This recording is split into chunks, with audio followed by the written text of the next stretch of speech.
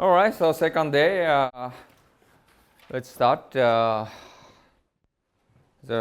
review of the last class. Any questions, by the way, last class? So just quickly summarize, yesterday we started with a kind of introductory explanation on the framework for the, especially the refugee protection regime. In fact, just ask a question to me. There maybe I will ask you according to the Urara-san, that refugee convention, the CSR of 51. The categories outside of the human rights treaties instrument normally. So, of course, your presentation just discussed some nexus of the relationship, other human rights instrument, UN, Universal Declaration of Human Rights, or ICCPR, or such, or any sort of as a complemental protection, something like that. But I also understood this refugee convention is not sort of categorized as a bunch of the human rights instrument, really bit different, no? Yes, but it's to be seen in the, well. What is status? I don't think there is a special, it's not formally placed within international human rights law, but it is, because it runs parallel and fits in and is part of something that was a derivative from the UDHR, that's why it's often treated as part of the whole human rights framework, because of the right to seek asylum pursuant to Article 14, and then in the human rights, in the ICCPR and elsewhere. So it's a derivative from it, but of course it was from the UDHR, but of course it came into force before a lot of the other human rights instruments, which have just took longer time to be put in place. So frankly, I've never seen a formal list of what's a human rights instrument and what isn't, to be honest. You're absolutely right, because it's the lack of an enforcement mechanism in the Refugee Convention, because it came before the others, is exactly the point. And so several senior UNHCR people, including commissioners, including, we had a discussion about it, frankly, the last time the current Secretary General, when he was in New Zealand, and we're saying the same thing. We were talking about, will there ever be any chance of having an international court or an international determining body to give commonality and consistency, and he said he'd love to do it. And they were then talking about the compact, and I gather there was discussion about it, but didn't go any further because they couldn't get any consensus on it. So yes, it's been a topic, but that's just the way time evolved. I think also that this, you said there's an Office of High Commissioner of Human Rights. Yep. This is no jurisdiction of human rights, but UNHCR is already existing. So in this sense, kind of, the boundary of the refugee and the human rights is separated by this kind of implementation agency or specialized agencies, or UN has also Human Rights Commission, or then the Human Rights Council. In this sense, maybe some kind of structure things also. The governing bodies of them all, they try and bring them all, but there's sort of three when you bring in the IOM, or the, what do they call it, the United Nations Migration Agency or something, as they're all called. Now there are three separate ones. As far as the IMJ is concerned, the Judges Association, we now have quite good links. Initially it was just with the UNHCR, but now there are links, particularly as we've moved into doing a lot more migration law, and particularly international migration law, with the IOM and with the human rights organisation itself, so that there's been crossover between the two, and the current president spoke, I think, at one of the annual meetings or something of IOM, and so there's more of a crossover, and I think that's been encouraged at the highest links through Guterres mainly. It could be just because he's now been in both positions. He sees the crossovers between them. So yes, that's I think that's where it stands. But yeah, they exist as different pillars, I suppose one could say. Any other? Yes, please. Yes. Oh yeah. Second reason I just suggested historical background.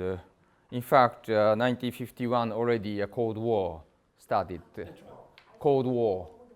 So sometimes this is discussed just for anti-communist sort of political motivation behind, especially the Professor Hathaway is also, he analyzed the text of the drafting process and so on. In fact, just many sort of a defector.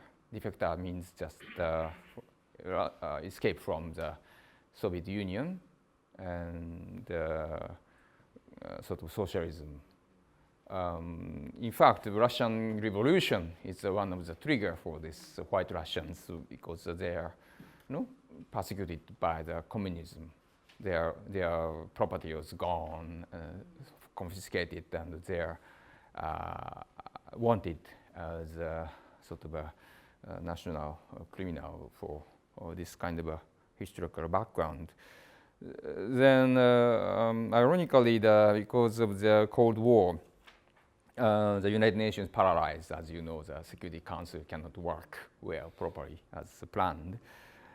And this refugee convention is also a bit twisted, kind of this, birth from the birth. And well, maybe I can comment this. Still, this sort of legacies, especially interpretation, especially in Japanese context. Japan is very much committed to original sort of, the views. This is for very much individual application from these political reasons.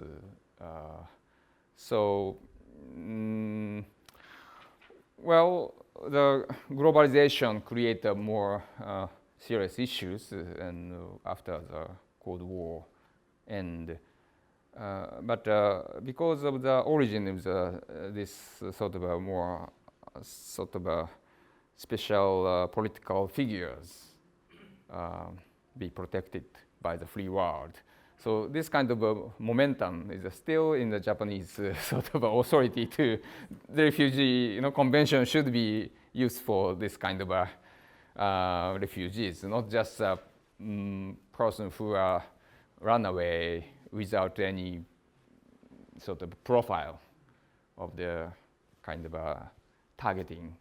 So still, I think in such a kind of mentality, I don't know what your opinions about the. Well, firstly, let me be quite clear. The course that I'm giving is what is seen as accepted international refugee law by the vast majority of countries around the world. I'm not here to teach and do not know enough about it, Japanese refugee law. In the second course, we're going to be looking at some comparisons between actual Japanese court decisions of the last few years, and what happens at the international level in the consensus of most of the courts, relying on a lot of European cases, New Zealand, Australian, Canadian. So that's what, and the whole consensus that's been built up, of course, Africa and Europe. So, yeah, this is an academic exercise, but so I'm trying to keep it, as I said, apolitical. But your point is a good one, that there is the overtones of the Cold War in it.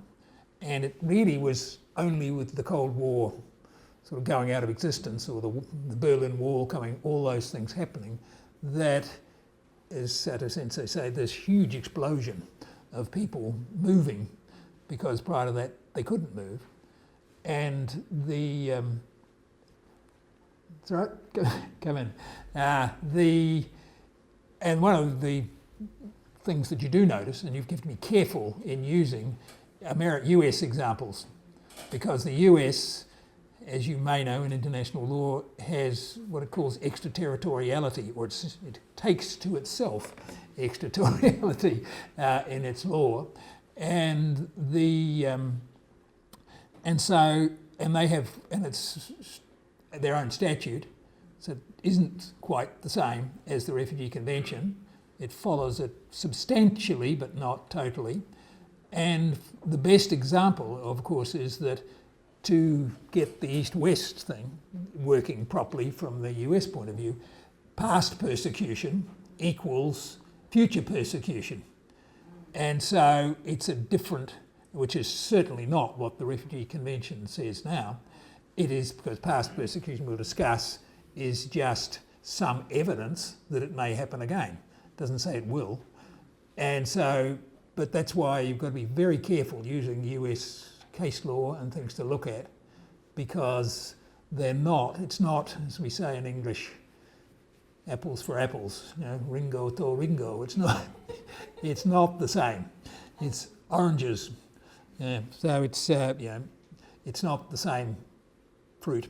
So just, if, as lawyers, and people need to be careful in reading US texts and so forth, because it has a far more, or did have, more of a political text on it. I think the way that it's now being interpreted is hardly at all. Just keep away from it, but that's just the current nationalist approach of Trumpism, or whatever it's called. So. All right, yep, any other questions?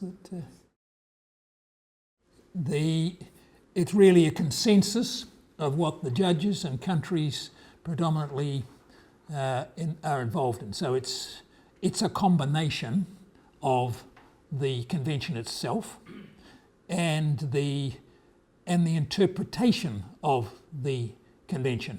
All right?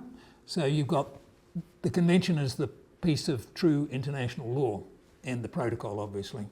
Then you have, for its interpretation, the use of international human rights conventions and instruments, because the whole Refugee Convention was founded, as we were talking a moment ago, from the UDHR, and the whole environment and the setting up of the UN, the preamble to the UN. This is a major leg of a whole framework of international human rights that people after 2 world wars thought we've got to get the world on a much better footing, and the right to seek asylum became, for the first time, individual right, became a core part of that. So that's the genesis, or that's the beginning of it in there. And then over time, it has grown to be including, and it really is only in the last 20 years that the whole human rights framework has been attached and used for the interpretation of refugee law. So thus, it's international refugee law with the convention, obviously because it's a convention, and then adding to that is all the customary interpretation used of international human rights instruments.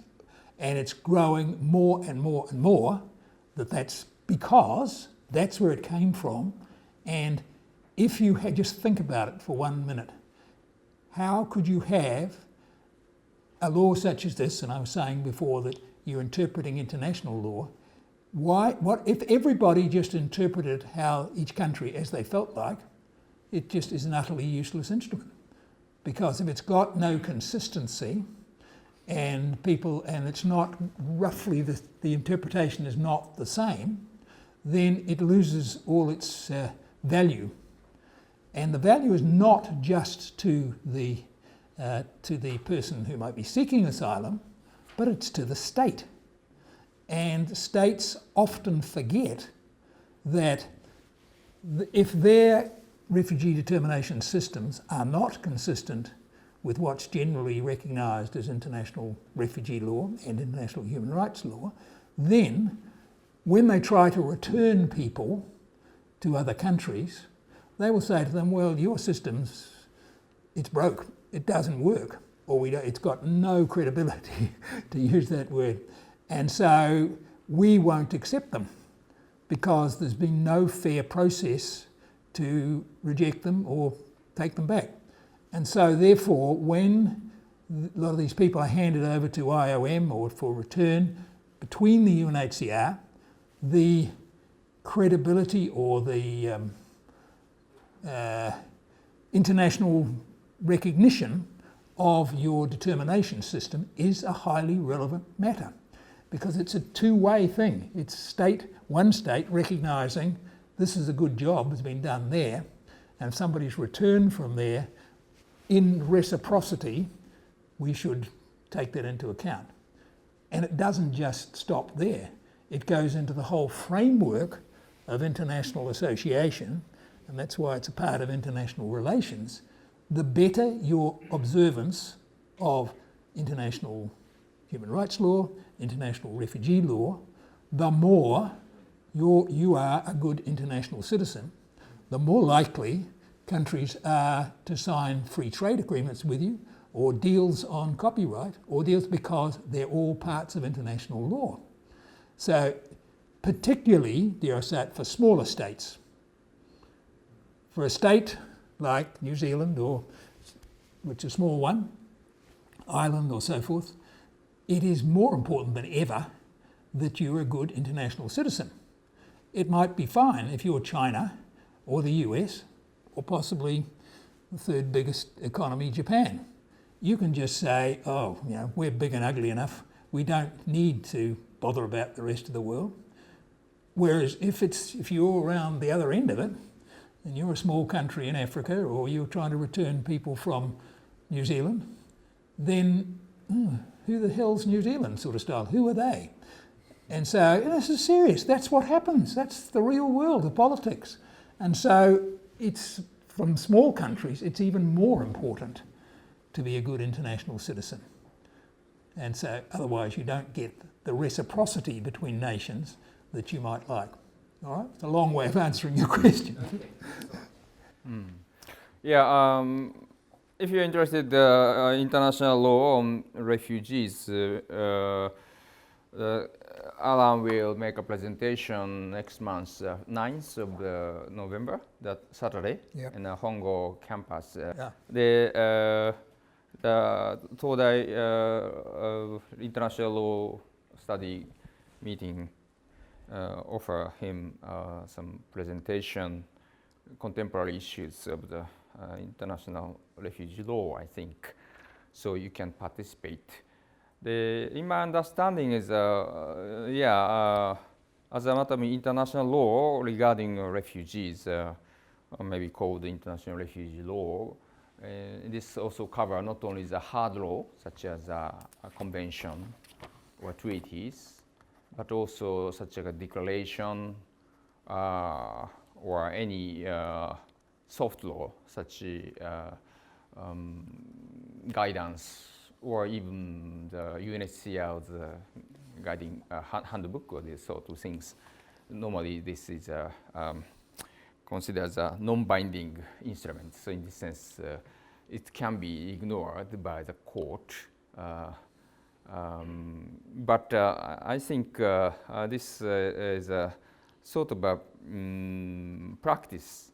If many countries just follow this guidance, this creates customary law as a state practice. That means even the New Zealand, the small countries, practice is very important because same sovereignties. So in this sense, even small countries' practice will be appreciated. Our international community, societies, as a customary, background. So, in this sense, this is evolving. The soft law is becoming a hard law. Customary law is a hard law, in the international legal discipline. I mean, the jurisprudence. I think, especially the non-refoulement. Yep. Non-refoulement is a kind of arguments. It's already customary law or not. If it's a customary law, even if you are not the signatory of this convention, country cannot deport the refugees to the country of origin. So this is still is not a unified consensus about this, right? You're right. The sort of bottom line of customary law and international acceptance is the non-refoulement principle, and that is, not many countries say no, we have nothing to do with that.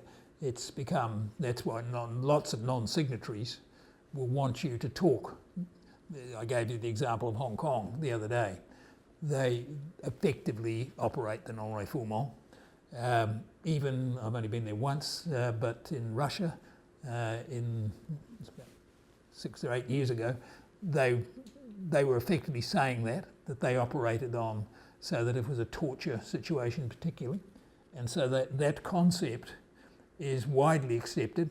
Russia's also a signatory, of course, and I think in India, the same acceptance. People, as Sato Sensei was saying, the Malaysian situation is a good example, where they effectively do that. They mightn't say they're doing it, but there's not too many people, unless you go right to the sort of Singapore or the Dubai type situation, the UAE situation, where they just throw everybody out regardless and don't even get into it. So, but there's the number of nations in that predicament is going down. Certainly right across Africa, the non-refoulement principle. And that's why you get huge populations moving and in different countries. All right, shall we venture on from where we were? We'd got yesterday to go through some sort of structure for determining who was a refugee. And sorry, if you a new operator, got the operator again. Let's move on to the next step. So, and in fact, it's good that we were talking about this non-refoulement principle and other things. That's why it's becoming more and more not just pure refugee under the Refugee Convention, but complementary protection law is also part of that, which has in it the minimum right to non-refoulement. And it covers, as we said, parts of the ICCPR, Article 6 and 7, the CAT Convention, and some other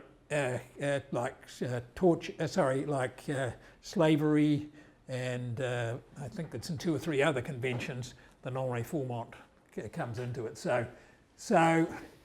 But it is therefore markedly different from the areas of domestic law, which are so familiar to judges and lawyers, and that's the point I've been making. So much is very recent in the last 25 years. Next slide, thanks. Yeah.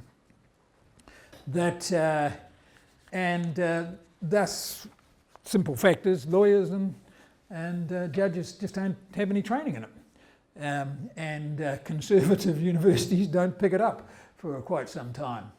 And so there'll be an understandably, it's that they'll be the first, they will tend to rely on traditional administrative law principles of domestic administrative law, overlooking the whole international context that refugee and other complementary protection is formed in. So we're looking a lot from the historical point of view, but it is highly relevant, and it is, as far as refugee and complementary protection, it's only something really that's come into being over the last 25 to 30 years.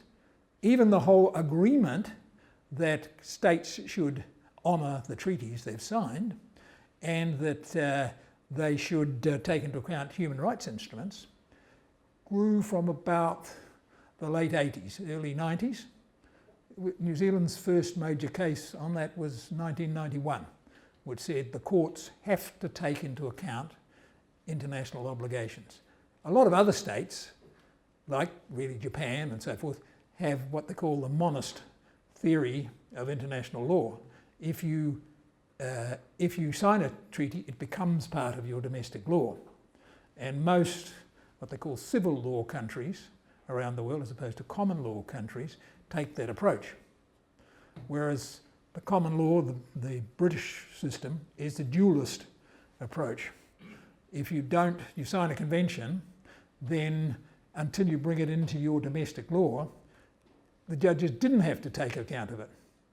But the changing mode now is that even in every common law country, now the courts have come out and said, no, you have to take notice. You don't have to absolutely follow it, but you have to give the reasons why you're not, if you understand what I mean. So that's why it's a growth area, and you can't get, as you were saying, into a nice box that says this is it.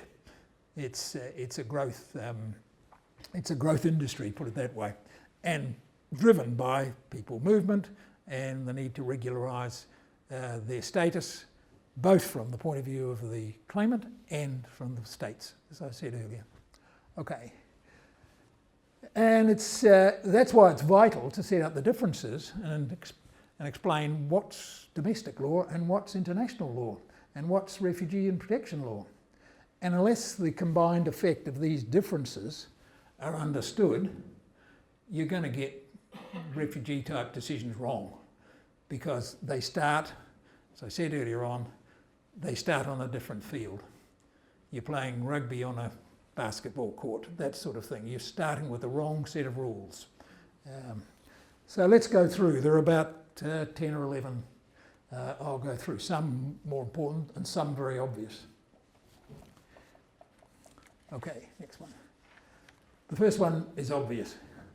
One party is a non-national and the other is the state. Now, the state is also where there are nationals involved in claims and so forth. That's what an administrative law is all about, all right? And but where you come to refugee law, it's one party is always going to be a non-national and the other's the state. Now, the second one is an important one. The factual substance of every claim will be difficult to check, and thus the reference to sound country of origin information about the country of origin will be needed, and in fact vital. And later on, maybe today, we'll go through and I'll give you some of the key points of COI. I've got an expert here who'll help us perhaps. And now, so this is, it's just logical. If somebody's fleeing from another country and they're arriving here and you don't know, very much about what's going on in Nigeria or what's going on in Ghana or what have you today, and so you will, and you need to get good, solid country information that's reliable before you can even start. And a lot of the people won't know themselves, to be frank, because they're not experts or they're people with little education, no education at all, languages that are unique, that they live in small tribal areas, all these things come into it. And this is probably one of the most important one, and something that the case studies cases looked at, we've found are problematic, or has that the focus is significantly on the future, not on the past, because the decision you're making is what is the risk to this person when they are returned today or tomorrow. That's the whole focus. And so, as I said, you've got the crystal ball, you've got to be looking to the future. And that's why I said before, past persecution does not equal the risk of future protection. It's an indicator, but so are a lot of other things. So, right, next one. So the core treaties, this is of course a very important part of international law. Most domestic law is static. It's what it is now, and even if it might get 50 years old, you're still interpreting the same words in the same document. Treaties such as the Refugee Convention, ICCPR, are what are called living instruments. They change over time. And so one can imagine, I think Sato Sensei raised it yesterday, that if you have somebody who claimed refugee status in the 1950s, the thought that a gay person, they weren't even called gay people then, a homosexual at that time, who was discriminated or imprisoned or all sorts of things, would claim status, would just never have been heard of as something that came within the Refugee Convention. Maybe the Swedish guy who proposed a particular social group did, but no, it just was not. And that treatment of women for abuse and state-approved abuse would never have been thought of. So the living instrument in current situation has brought that out. And that's why I say it's a growth, it's not a growth industry, but it's a growth in the whole area of law and protection, particularly protection. So what it comes to is here.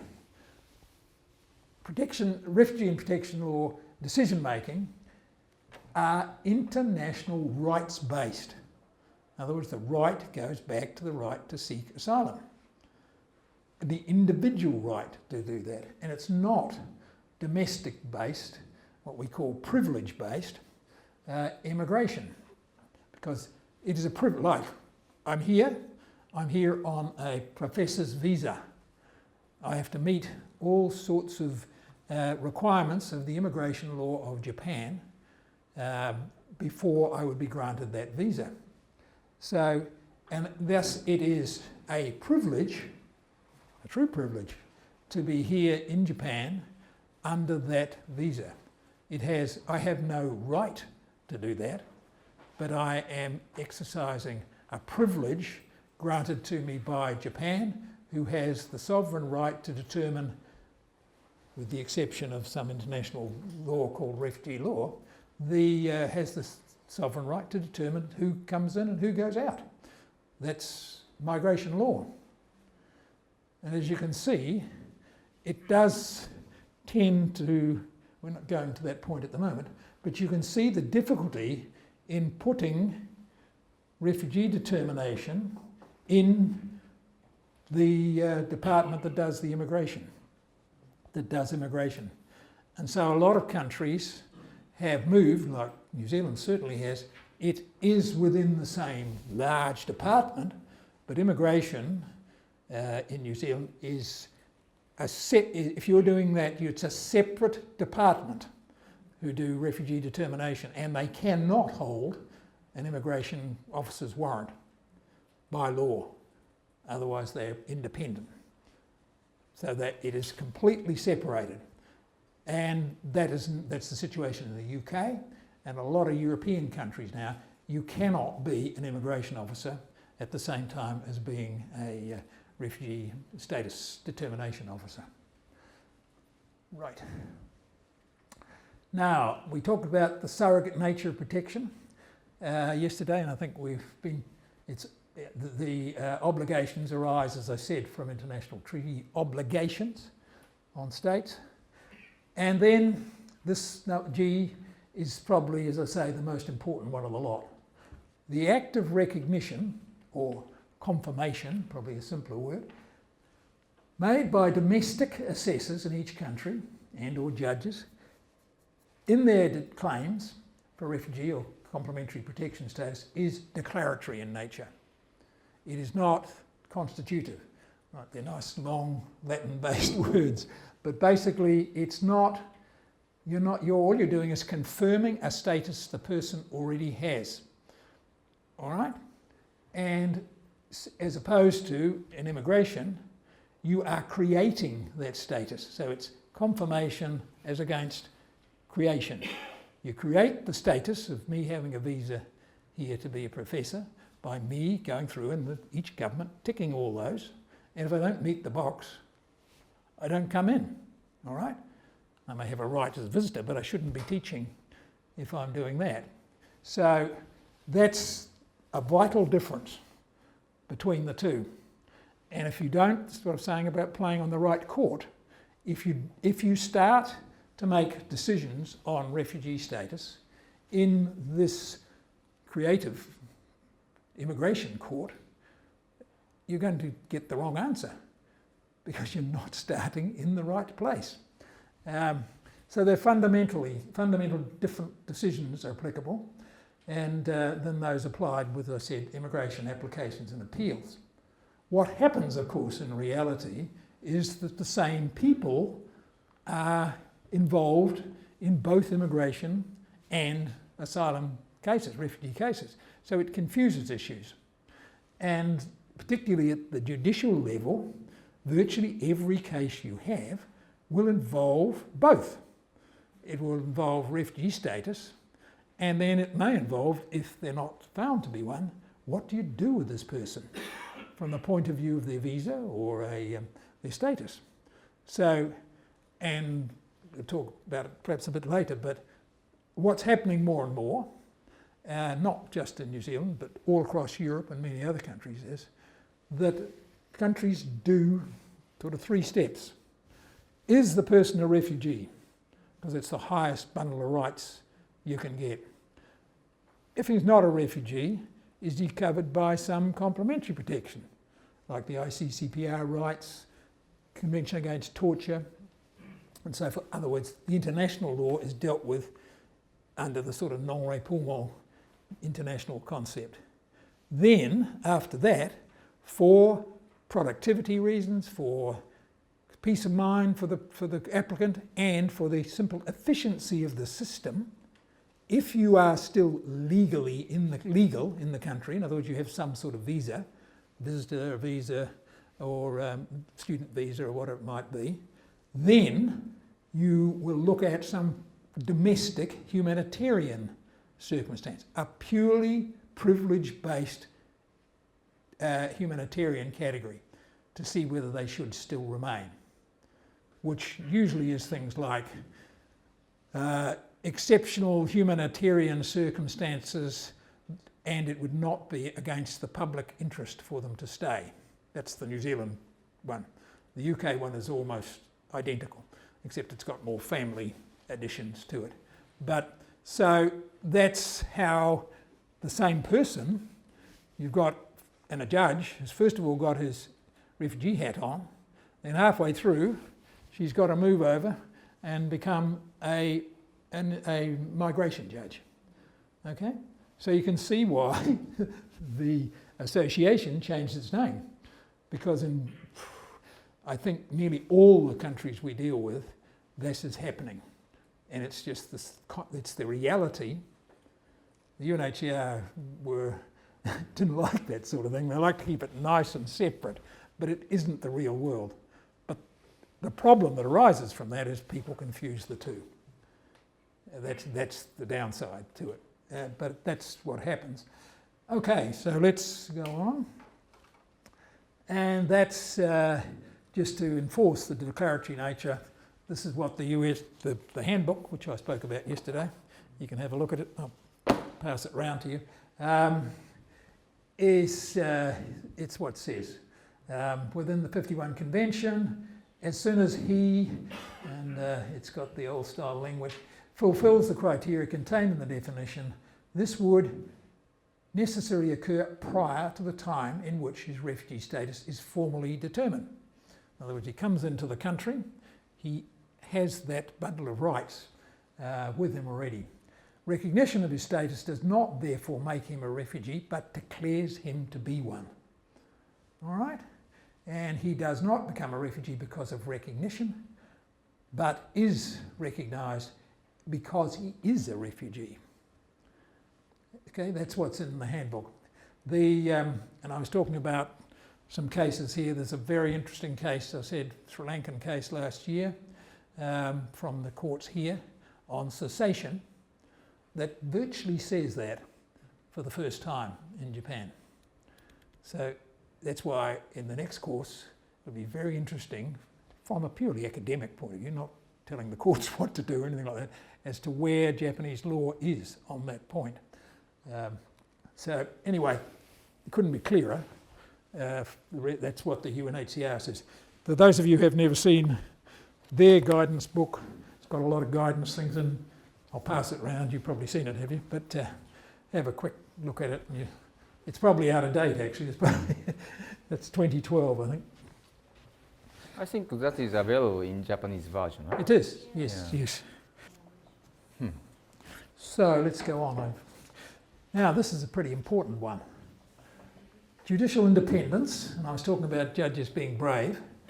Judicial independence and impartiality can be put under pressure from anti-migrant, anti-refugee and other societal pressures. Now, I don't know if you have, do you have those protests here against, well, there's not enough refugees here, I suppose, but or people claiming it, but do you have those sort of anti-migrant protests and so forth here? I know there are right-wing groups that go around shouting out of their vans and trucks and so forth, but is that what they talk about, or is there other things?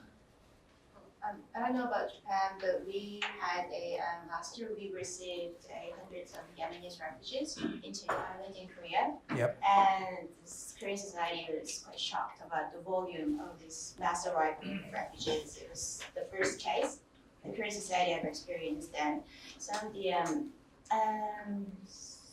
social entities or the civil groups had the big demonstration against refugee policy or receiving refugee protection. Is there any other experience of it here or in other countries?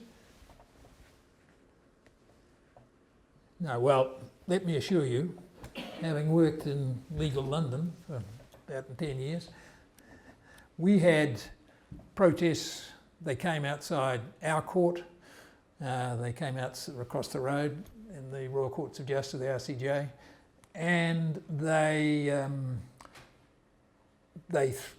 threw mud at the court. They just shouted outside with banners.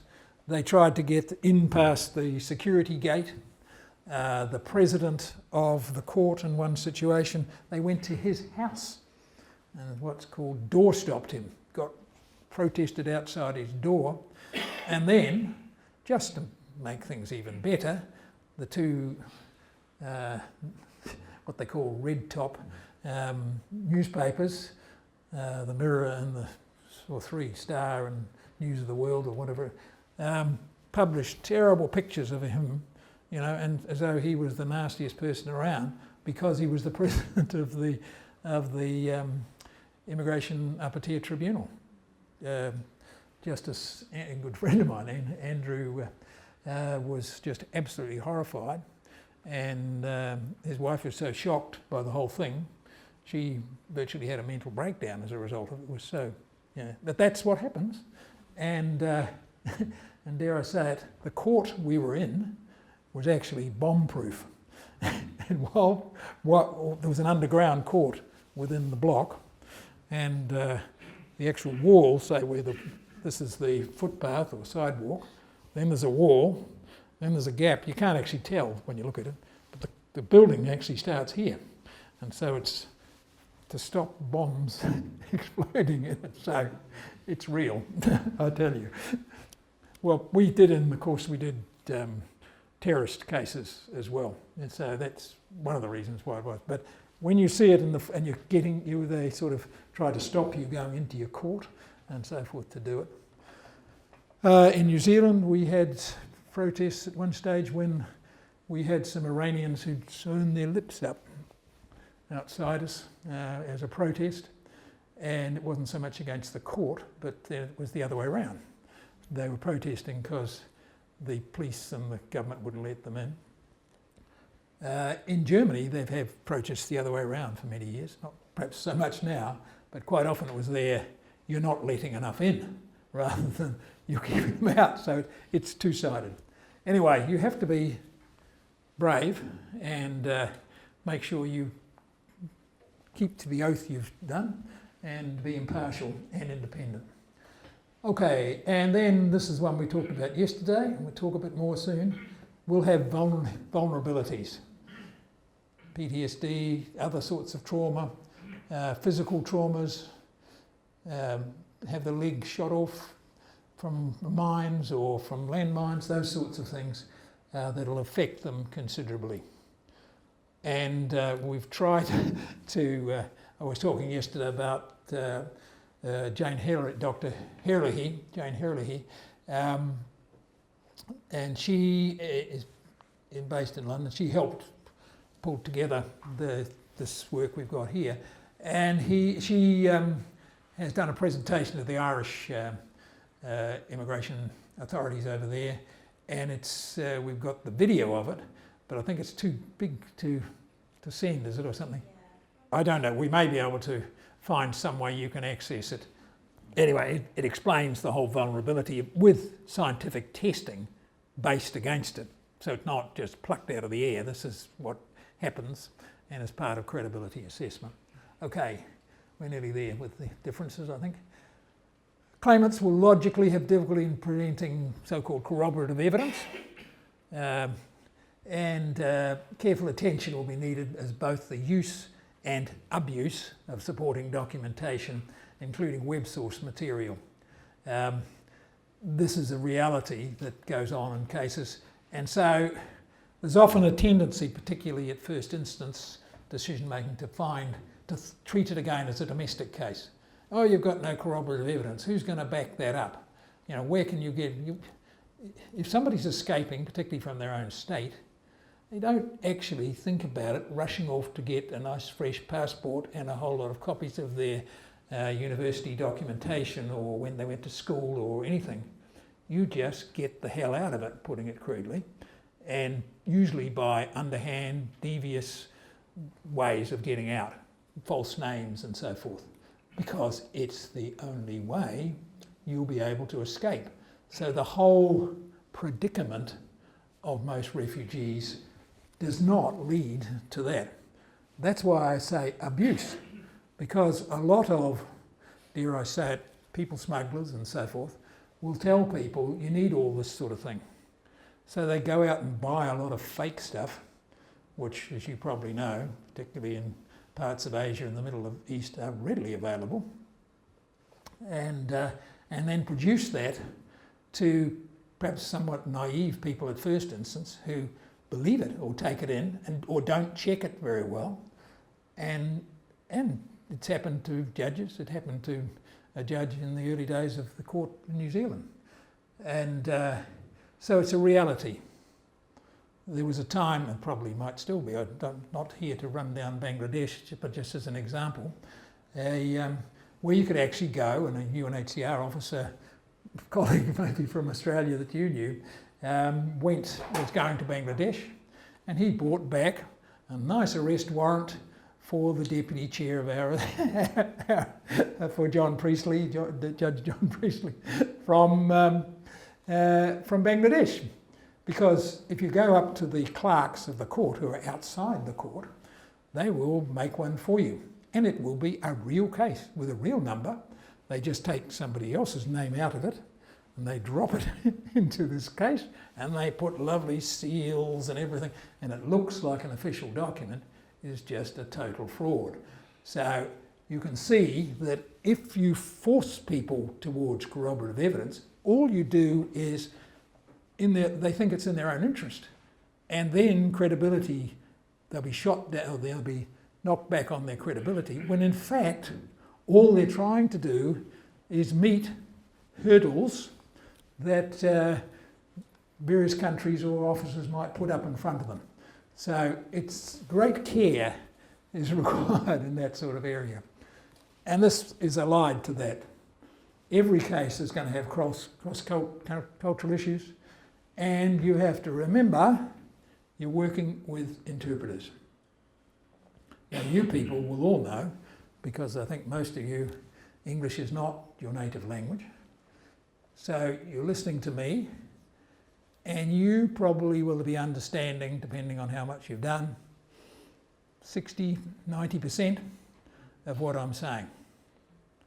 All right? And I say this having worked for international companies, Japanese companies, and so forth for many years. You are really lucky, I think, if you have an understanding about 90% of the other person's language.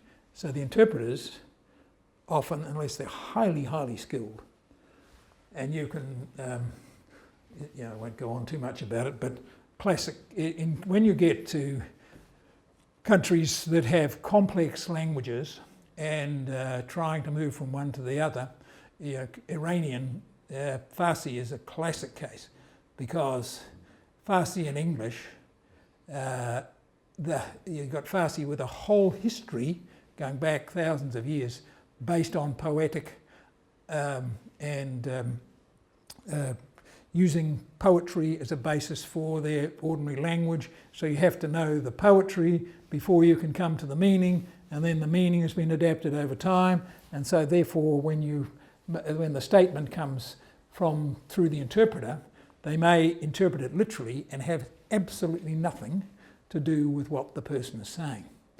And English is the same. Other languages are the same. In so much English, like it or not, there are biblical overtones to what you're saying. There are Shakespearean overtones to what you're saying. And if you don't know the Shakespeare, you won't know to be or not to be, that is the question. You won't know what that will. That's an easy one. But that's what happens, you see. And so it happens in every language. So that's why it is really difficult. And so that's why, frankly, particularly in the New Zealand context, you allow people plenty of time. And also, where you can, insist on trained, certified interpreters to do the job. Not always possible. I've had cases where you find sub-dialects of Twi or something from Ghana or somewhere like that, and very, very difficult. So you end up sometimes with a Creole type English as being the only way you can communicate. Okay, so we came back to the structured approach. We talked about the dealing with unfounded, then we went to step 2, which we're now going to go into, having looked at those differences before you start, not after you've got into it. Okay. So let's have 10 minutes. Maybe we start at 6:05, okay?